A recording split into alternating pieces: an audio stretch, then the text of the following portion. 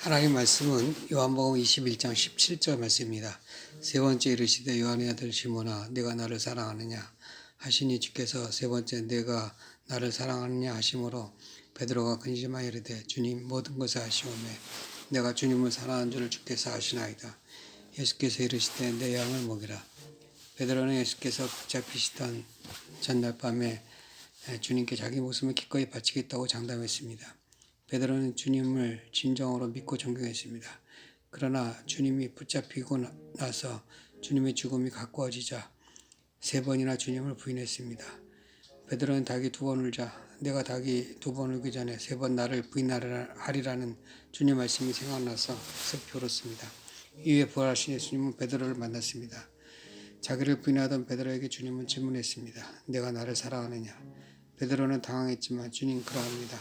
내가 사랑하는 줄 주께서 아십니다고 대답했습니다. 주님이 붙잡히시기 전에 베드로는 나는 절대 주님을 배반하지 않을 것입니다. 나는 주님을 위해 목숨을 기꺼이 바칠 것입니다 하고 했습니다. 이는 베드로의 진심이기도 하고 그의 인간적 기질이기도 하고 그의 의욕이기도 했습니다. 그러나 베드로는 주님을 세 번이나 부인했습니다. 이후 베드로는 자신의 인간적인 열정과 기질과 의욕에서 나오는 고백은 인간의 감정적인 행위에 불과하다는 것을 알게 됩니다. 베드로는 십자가에 죽으시고 부활하신 주님을 만난 이후 놀라운 사실을 알게 됩니다. 주께서 전에도 그렇고 지금도 그렇고 주님은 늘 자기를 늘 놀랍게 사랑하고 계시다는 사실을 깨닫게 된 것입니다. 주님의 십자가가 자신들에 대한 놀라운 사랑이었음을 깨닫게 된 것입니다. 베드로는 주님의 놀라우신 사랑을 알게 되었고 자신의 사랑도 주님의 사랑을 알게 되는 것에서 진실로 시작되는 것을 알게 됩니다. 베드로는 주님에 대한 사랑의 고백이 자신의 인간적인 기질과 열정에서 시작될 수 없다는 것을 알게 된 것입니다. 오히려 주님을 진실로 아는 것에서 나오게 되는 것임을 발견하게 되는 것입니다. 베드로는 이제 자신의 고백과 사랑이 결코 흔들리거나 뒤집혀질 수 없다는 것을 알게 됩니다. 성도 여러분, 젊은 남녀는 자신에게 매력적이고 좋아 보이고 멋져 보이는 것을 사랑합니다. 그러나 나이가 많은 부부의 사랑은 다릅니다. 오래된 부부의 사랑은 진실로 상대가 자신을 아끼고 존중하고 사랑하고 있음을 알고 사랑합니다. 상대의 진심 어린 사랑을 알아가는 것에서 그 사랑이 커져갑니다. 이것을 인격적 사랑이라고 부르는 것입니다. 자기 기질에서 출발하는 사랑이 아니라 상대의 진심을 아는 것에서 시작되는 것입니다. 베드로는 진실로 주님의 사랑을 알고 주님의 사랑을 받고 그 사랑으로 주님을 사랑했습니다. 베드로의 사랑은 인격적인 사랑입니다. 우리는 주님이 나를 사랑하는 것이 내가 뭔가 사랑할 만하고 매력적인 것이 있어서 사랑하는 것이라 착각합니다. 주님의 사랑은 내가 죄인 되었을 때, 주님과 원수가 되었을 때 그 전에 나를 택하시고 부르시고 나를 위해 자신을 내어주신 사랑입니다. 주님이 나를 사랑하시는 것은 주님의 사랑의 속성 때문이지 내가 사랑할 만한 것이 존재하기에 사랑하는 것이 아닙니다. 주님의 사랑의 놀라움은 단순히 말로만 사랑하는 것이 아니라 자신의 목숨을 내어주시는 행위의 사랑입니다. 십자가의 대속을 통한 사랑입니다. 여러분, 성도의 사랑도 주님의 사랑하는 방식을 그대로 담는 것입니다. 성도가 누군가를 사랑할 때 그가 사랑스러운 존재여 사랑할 만한 존재이기에 사랑하는 것이 아닙니다. 그의 마음 안에 주님의 사랑이 부어져 있기에 사랑하고 사랑하는 것입니다. 그 사랑은 행위로 나타나는 것입니다. 베드로의 사랑은 예수님의 사랑을 알고 그 사랑을 받고 그 사랑으로 예수님과 형제들을 사랑한 것입니다. 성도 여러분, 사랑한다는 말은 다른 어느 것과 견줄 수 있는 것이 아무것도 없다는 뜻이 됩니다.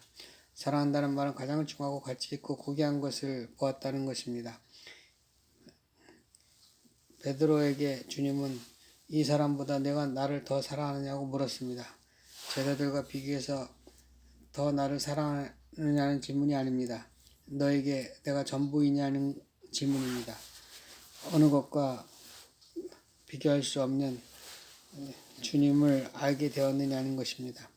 베드로는 베드로야 너는 진실로 나를 아느냐 나의 참모습을 보았느냐고 묻는 것입니다. 베드로는 주님을 알았습니다. 그의 변함없는 놀라운 사랑을 마음을 알았습니다. 주님의 아름다움을 알았습니다. 성도 여러분, 우리 성도의 사랑도 이렇게 주님을 아는 것입니다. 주님의 사랑을 아는 것에서 그 사랑이 시작됩니다. 베드로는 주님을 가장 사랑하고 있었습니다.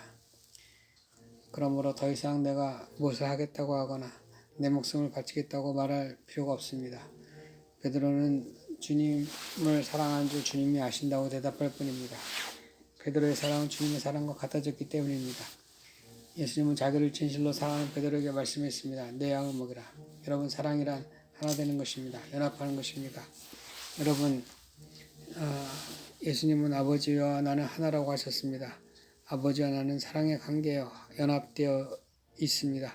아버지 하나님은 아들을 사랑하시기에 아들에게만 아버지의 일을 맡기셨습니다. 아들은 아버지를 사랑하시기에 아버지의 일을 기꺼이 자신이 맡으셨습니다. 그런데 놀랍게도 그 일이 바로 십자가의 대속의 죽음이었습니다. 십자가의 대속은 아버지와 아들의 하나됨에서만 이루어질 수 있습니다. 아버지와 아들이 하나가 아니라면 결코 아버지는 아들에게 이 일을 맡기실 수 없을 것입니다. 아버지의 속성으로 볼 때 아버지는 아들에게 강제로 이 일을 시킬 수 없기 때문입니다.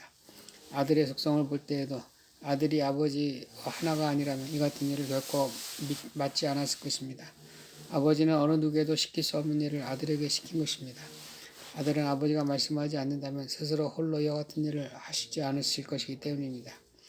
아들은 스스로 자기 자신을 드러내기 위해 일하지 않으실 것이기 때문입니다. 그러나 아버지와 아들은 서로 하나여 서로 사랑했기에 사람의 지혜와 생각으로 할 수 없는 일을 아버지와 아들이 하나 되어 인류 구원의 일을 맡으신 것입니다. 예수님은 베드로에게 내 양을 먹이라고 했습니다. 예수님은 베드로를 사랑했고 베드로도 예수님을 사랑했습니다. 예수님과 베드로는 서로의 사랑 안에서 인격적으로 하나 되었습니다. 예수님의 사랑은 아버지의 뜻대로 자신을 내어주는 사랑이었고 베드로의 사랑은 아버지의 뜻대로 아들의 사랑을 받는 것이었습니다. 예수님은 베드로에게 너와 내가 하나가 되자고 하신 것입니다. 내 사랑을 믿고 받아들임으로 하나 되자는 것입니다. 그리고 예수님은 베드로에게 내 양을 먹으라고 했습니다. 예수님은 자신이 순종했고 자신만이 할 수 있는 일을 베드로에게 맡깁니다. 내가 온 것은 섬김을 받으러 온 것이 아니라 섬기러 왔노라. 내 양을 먹으라는 명령은 사랑하는 제자들에게만 맡기는 것입니다. 제자들이 스스로 하는 일이 아니라 명령을 받고 하는 일입니다. 주님과 하나 된 제자들만이 할 수 있습니다. 이 일은 누구나 할 수 있는 일처럼 보이지만 절대로 그렇게 할 수 없는 일입니다. 양을 비치는 목자들은 양을 돌보는 일이 아주 어렵다는 것을 잘 압니다. 교회에서 섬기는 일은 어렵습니다. 인간적인 기대나 열심으로 시작했다가 실망하고 낙담하는 일은 언제나 비일비재합니다. 주님을 부인하지 않겠다고 큰소리치던 베드로처럼 자신의 열정과 기질과 욕망만으로 결코 될 수 없습니다. 양을 먹이는 일은 인간의 힘으로 하려다가는 실망하고 좌절하고 절망합니다. 사랑하는 일은 내가 원하는 것을 하는 것이 아니라 사랑하는 이가 맡기신 일을 하는 것입니다. 사랑하는 이에게 가장 중요한 일을 맡깁니다. 가장 어려운 일을 맡기십니다. 내 양을 먹이라. 양을 먹이는 일은 주님의 제자가 되도록 섬기는 일입니다. 성도 여러분, 주님의 이름으로 섬기는 것이 주님이 맡기신 일입니다. 주님의 명령을 따라 섬기시기를 축원합니다. 아멘.